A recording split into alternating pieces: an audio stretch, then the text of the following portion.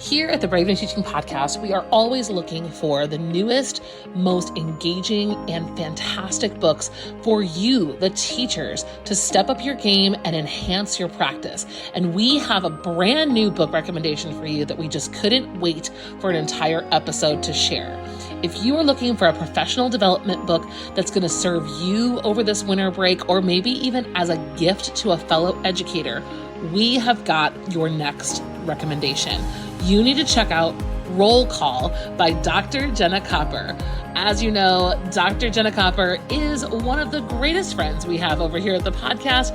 You have downloaded her interview with Marie almost more than any other episode. So I know that a lot of you have heard Jenna and her work and what she's up to. So not only should you listen to that episode, but you need to check out Jenna's brand new book. This book is phenomenal. And as you know, Dr. Copper is an education professor and former English teacher. So she's in everything from teaching students to teaching teachers. And she has written the ultimate guide to creating lessons that will really and truly captivate your students while still meeting those all-important standards. This book, Roll Call, is packed with practical strategies and innovative ideas that will transform your classroom. And for a very special bonus time, Jenna is offering an exclusive perspective plan toolkit absolutely free when you purchase Roll Call. It's going to be so awesome, and you are going to love all of the new ideas that you get. You can buy Jenna's book right now on Amazon. So head over to Amazon.com. Find your copy of Roll Call, and then once you have your order, you're going to go to rollcallbonus.com. That's ROLECALLBONUS.com, Roll Call Bonus, or head to today's show notes and claim your free perspective plan toolkit. It's a freebie right now when she's launching her book for the very first time. It's not going to linger around for very long. Your students will thank you, and you're going to thank you, because this is going to make you feel good about teaching and really amp up your energy. We're so excited for you to read it yourselves and let us know what you think. Talk to you soon and enjoy the show. Well, hello and welcome back to Brave New Teaching. Hello, Amanda. Hi, can we just get this over with? No, listen, we have to intro our episode because it's our New Year's episode series, and this is New Year, New Tech. I know, but you left me on a literal cliffhanger, and I need to know how last week's episode ends. I'm really milking this, and I really hope it lives up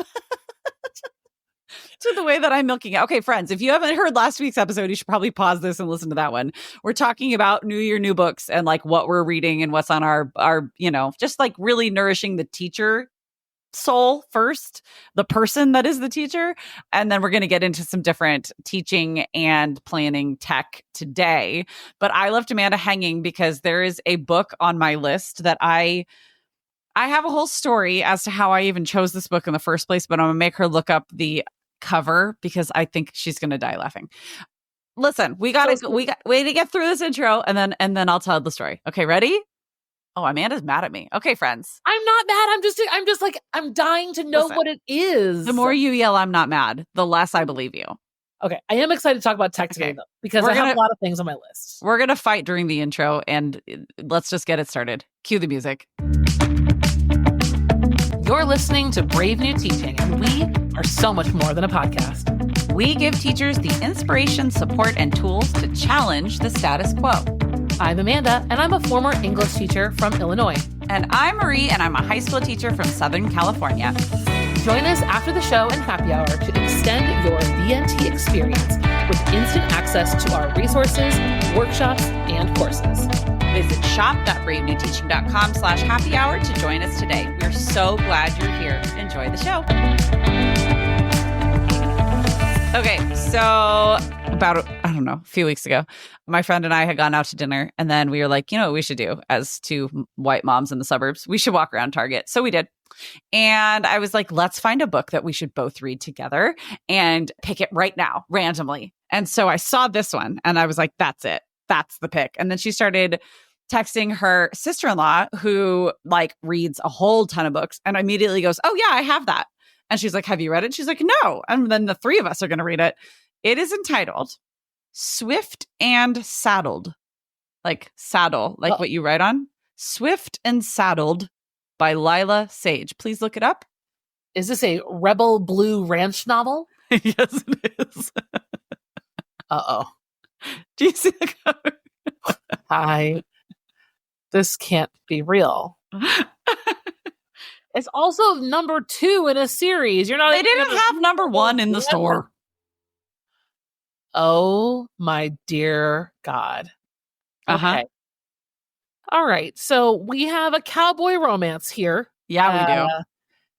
With like some very old school cartoony it's kind of cool, the drawing. But it is kind of cool, right? Yeah, it's like that old like Archie and the Gang style pop art looking. Yeah. What good and Goodreads has it at a 395. She's the city girl who refuses to be saddled with a man. He's the cowboy who wants her anyway.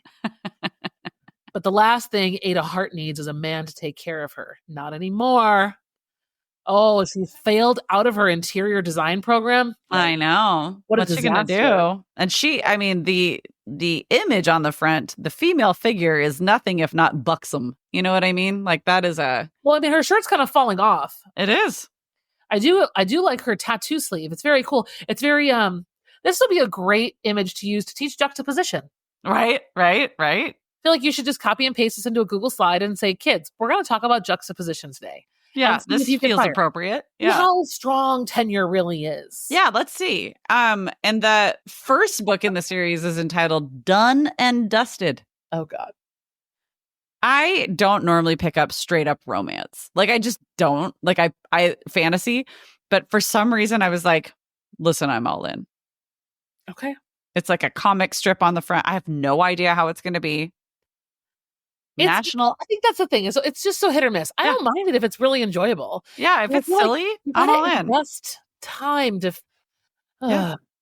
National bestseller, Amanda. I'm gonna send it to you in the mail when it's done. It has one of the little Goodreads awards. She's a I know. author. Okay. Who's gonna read this with me, everybody? Hello? Amanda won't, but who else will? But I've been wrong. That's true. And that's big of you to admit. My issue is that you're going to start with number 2. I feel like that's a huge problem. But they're not like continuous. That bothers me. Okay, well, that's I guess you got to buy me book number 1. Okay. Okay. Let's talk about technology. Listen, let's talk about tech. Okay. I feel like Amanda has many ideas for new tech. And I think that is wonderful because I will begin this conversation by saying, I don't, as a current classroom teacher, have a lot of bandwidth for finding and then learning new tech at this stage of the game. Part of that might be because I am so burned out because I've taught this first term without a prep period. And it has just been, it's really kicked my butt. And like, if you're new around here, I'm in year 18 of classroom teaching, and it's the struggle is real. Like, everything we say is not to be minimized. And we know that here.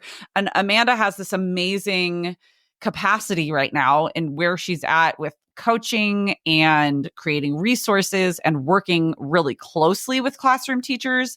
She has the bird's eye view to be able to say, oh, you know what? I saw this one thing. Let me look at it. Yes, that would help with this situation. Whereas like I, as a representative of many of you out there, I don't have that in me right now. And so I'm excited for her to explain. Like, I have the little list of it here.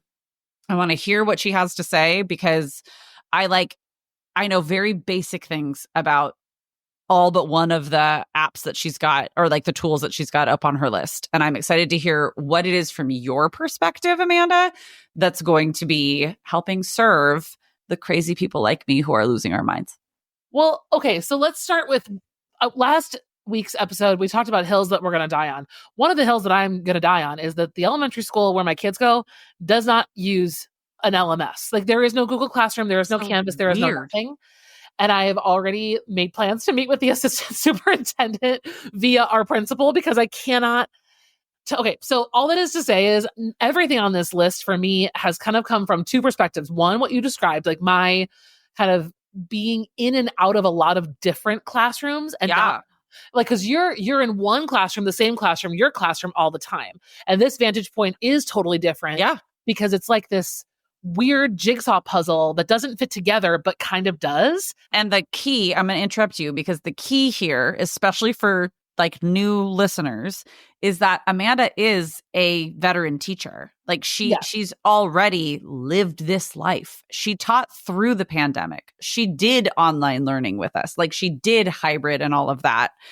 So she's got that perspective very currently and has now this like I keep saying, like more of a bird's eye view. Okay. Like you're not just a consultant coming in. God. Oh God, no. Well, the last taught time for a year, 10 years ago. Yes. I taught a lesson a couple weeks ago, a demo lesson in which, I mean, it was so brilliant that at the end of the lesson, one of the students threw up.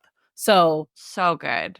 So I'm like the kind of like coach that if you hire a consultant, they say, oh, gotta go. And I was like, I handled it, right? Like we handled it because right. So no, and I think the other important factor here too is I'm also in my years in the classroom, I'm incredibly guilty of loving tech and having shiny object syndrome for everything new and everything tech. So like, aren't we all? Yeah.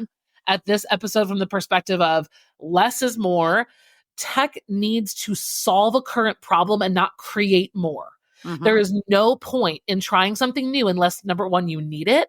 Number two, you have the bandwidth to trial it. Or number three, it's like really going to serve a purpose that you have. So the first thing I have on the list is I think for this year, and one of the things I'm going to be doing, and I see for a lot of teachers, is teaching oldies, but with all their new updates and bells and whistles and cool things. Like if I was in the classroom this year and like a couple of teachers that I'm working with, we're going to be talking about using Google Docs. Mm-hmm. Like Google Docs is not new, but Google Docs 2025 can do a lot of things that Google Docs couldn't do many, many years ago. And even just last year. Yeah. And I think for, especially in this, we'll talk about AI in a little bit, but I think having the thought process when you're planning your units and planning your lessons, I think that when we look at what tool they're going to use to accomplish it, I would really like to consider, especially for our lovely generation coming up, how there might be an opportunity to teach not just the proper use of the tech, but the collaborative uses of the tech, because our kids are so isolated by tech. Yeah. But what's really happening in education are more ways to make things collaborative. So I would love to teach them, right, how to highlight something and then assign it to somebody on, assign a section of a doc to another person, how to create a table of contents, how to, things like that. I think I wouldn't have taught years before, but I would like to directly teach how to do some of these things in order to also teach structure and organization, in order to teach outlining, writing, a lot of the writing pieces. That was one of my big thoughts, was how can we use what we already have, but with a little bit more intention about what it's there to do. I love that, because I have found myself, and I that's honestly one of the things that I have to add is like backing off quite a bit, because our kids are so, they are tech savvy when they want to be, but they're like tech reliant. Yeah. But that doesn't mean that it's going anywhere. Like we're on screens right now recording this podcast. So like, let's figure out ways to integrate technology into our lives that are meaningful and impactful and not just draining our life forces. And yeah, we're very much in like figuring out how to do that. Well, and just kind of making space for, again, like if we're going to use old tools, that gives us some space to teach ways to use it well. And so I think, so the Google Docs is one example, even slides, how many times I've observed teachers like using Google Slides, and like when they assign a slides type of presentation to kids, it's almost always content forward. It's not design forward. And not that we don't need to teach design, but there is absolutely, since kids know how to use Google Slides already, there is room, I think, to talk about tone and delivery and how design and those things are connected, especially with tech savvy when they want to be generations, and especially high when they choose to be. Exactly. But that's the thing is like, if you're going to deliver this, whatever it is about some maybe historical fiction thing that you're doing, but like your delivery of this historical genocide or whatever is delivered in, cyan and freaking like lime green font and I you're having know. an issue, Then it's but not it's a effective. design Yeah. issue, but it's a tone issue, right? So like voice tone and like imagery and how those things marry, that to me feels like a really important opportunity to seize this year over something new and shiny, is how can we lean into it and really be effective. Still going strong, in case people are wondering, things like Padlet, Nearpod, Edpuzzle, those are all still around and only getting better. So if there's a platform you've loved that's still around, that means you should keep using it. I think that's a really important indicator, because the ed tech space is so competitive. Yeah. But if these companies have lived, there's definitely something there. So if you haven't tried an Edpuzzle or tried a Padlet or tried some of these things that have been around for a while, they're worth revisiting. They might be new to you. They're definitely not new to me, or I think a lot of us who have been at the podcast since the pandemic, but they have really grown with teacher feedback, student feedback, and just overall like the ease of use has just gotten really, really strong. I have one more to add to that we've talked about many times on the podcast, but I hadn't used in a while and then came back to, and that's Common Lit. Oh yeah. Common Lit. Big fan. Common Lit, the only issue I've run into with coaching with people with Common Lit is if your department is not very good at communication, there sometimes is a lot of repeats. Yeah. Like, yes, true. And that's not Common Lit's fault. That's a department communication problem. Right. But yes, Common Lit is amazingly organized, free, really, really strong. Really, really strong. Okay, we need to talk about AI, I think. Okay, I think so too. How are things going for AI in your room right now? At this point, it's a lot of, honestly, I haven't dug into using it as a tool just yet. It's more of like let's talk about the ethics of using AI and how and why we might want to use AI and when it's lying. Because I've had a lot of kids just go, well, I created it. And I go, no, you didn't. And they go, well, yeah, I did.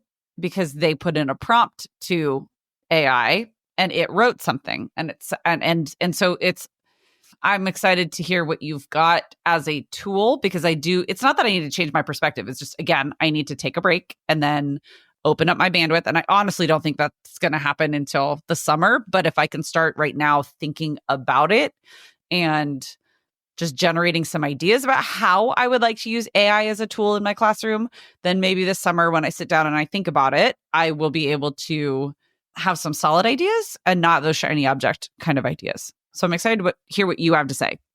What do I have to say? What I have to say is probably it would take up at least another episode or two. I know, right? Well, and there's so much involved. I mean, I feel like the conversation used to be about cell phones. Totally. Now, totally. This is it. And right? I think that's why I don't want to just ban it. I don't. I think that AI is, and again, it's not going anywhere. Just like when we first started teaching, like you said, cell phones, they weren't going anywhere. But a lot of my colleagues who had been teaching longer than me when I was first hired were like, there's no place for cell phones, blah, blah, blah, blah. And I think I just recognized that if I had my phone on me all the time, kids were eventually going to have theirs all the time. And it happened very rapidly.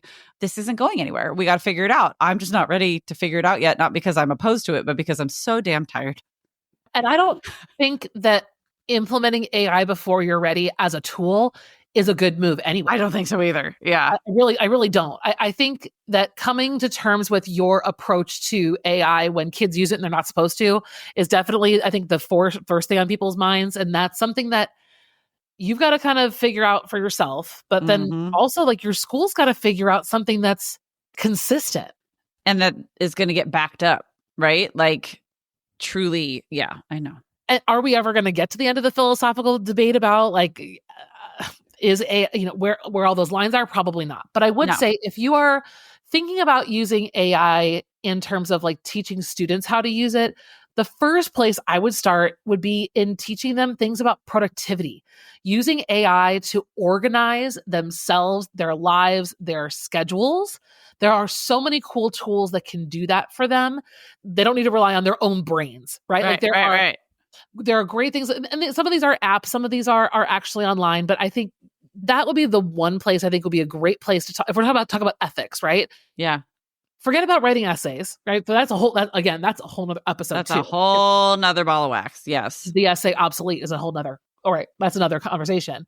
But I think teaching kids how to use AI, like you can speak into Siri to organize your Google Calendar. You can do things like that. I think are really going to help kids.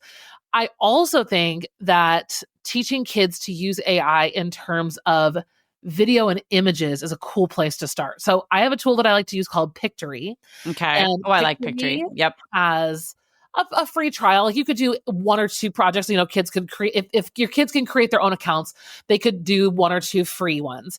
And what it will do is you can copy and paste text, and then it will take that text and turn it into a video. And the video is of stock images that are supposed to go along with the text. And so what I think the opportunity here is to discuss, again, like the places that AI has a lot of missteps, the places where AI nails it, and like really being able to use it as a place to reflect on, like have them produce the first version of what the AI gives you. Mm-hmm. Then have them revise either the images or the text to get it to another version. Having them, we talked about this on other AI episodes. Yeah, we have. Yeah. Opportunities for revision and refinement. This is a cool and different way to do that. That's not, I think it's sneaky because kids are making a video. Right. But it's it's cool. Forcing the practice of clear communication, and it's with technology. It's not with a person. So there's no, oh, they didn't understand me. No, you weren't clear. That's a computer. Yeah. Yeah. I mean, so it takes away any of the like emotional, touchiness. And this could be really easy. Like you could recreate a scene. You could do a book trailer. Like you don't need to do like a big summative, but it's just describe. Yeah. Describe what's going on. You can work on your description skills. Yeah. There's a lot of, it's immediate feedback, like you said, in kind of a sneaky way. I like that too. Yeah. Be sneaky. That's my big one. Really, otherwise, my advice is to take a seat and back up. And if you want more like dedicated episodes, let us know. But we're all in. Can of worms. Let's talk about productivity. Like with our last couple of minutes here, let's talk about productivity. Yeah. What are you using anything? Are you paper and pencil, or are you online right now for yourself? For myself, I am Trello and Google Calendar, honestly, and paper and pencil.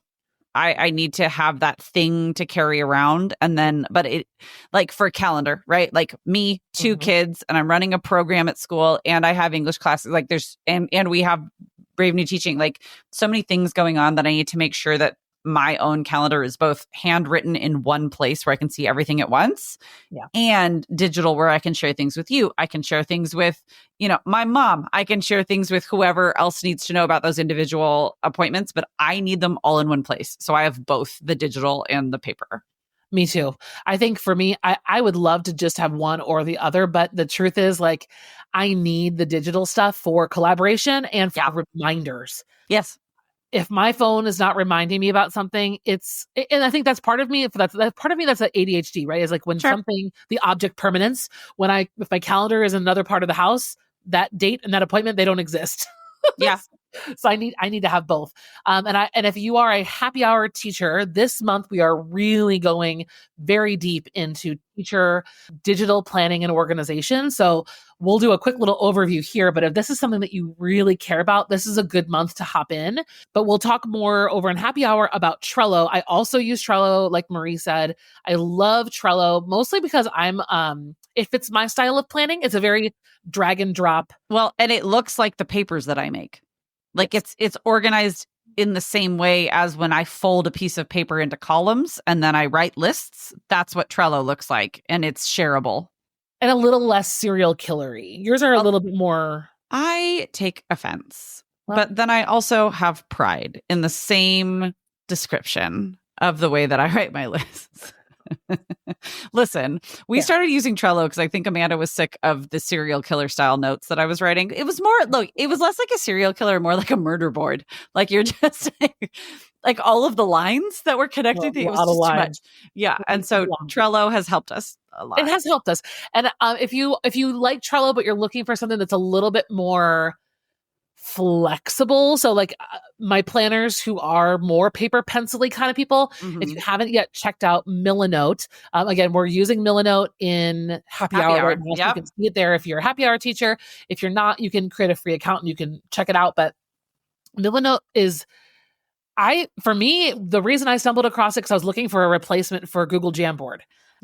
So it's a whiteboard-ish place to plan and organize things. And it's so much better than Jamboard ever was. Yes. Yes. It's a nice collaboration style tool. I have not used it with students. And I think whiteboards and even Jamboards had a learning curve. So I'm not there yet, and then Google Tasks I'm using religiously, which is basically to-do lists, but I like that they're integrated into everything. I can see them next to my email. I can see them in my calendar. They connect to my calendar. I like being able to click the circle and have the task go away. It's really nice. So those are my big ones right now for sure. But more in happy hour. There's a lot more. There's videos, tutorials, all that. Right. And we'll share more of like the how we use Trello, especially. And we've got templates and all of the good stuff. Marie, I didn't tell you something. What? I'm going to tell you a surprise. Okay. That you don't, I think nobody knows this. I made a new Trello board for curriculum rehab people. Oh, hot damn. So there's a whole, if you are a curriculum rehab teacher, it's inside curriculum rehab, it's inside happy hour, and it is organized in the way that we plan. Shut up. That's so cool. For curriculum rehab. Yeah, that's really cool. Okay. Thanks for doing that. On behalf of everyone here, I would like to say thank you, Amanda, for doing that. Surprise. Well, friends, we've got, quite a bit of tech stuff coming your way. But again, like I think you can hear from me, I'm only trying a few things. And I really just want to get better at the stuff I already do so that I feel really solid and I've got good systems. That's what makes me feel on top of things. Kids need that too. I think if that's how that's what your kids need too. 100%. Yeah. We will have links to all of these tools in the show notes. We will also have a link to join Happy Hour and you can see what we are talking about.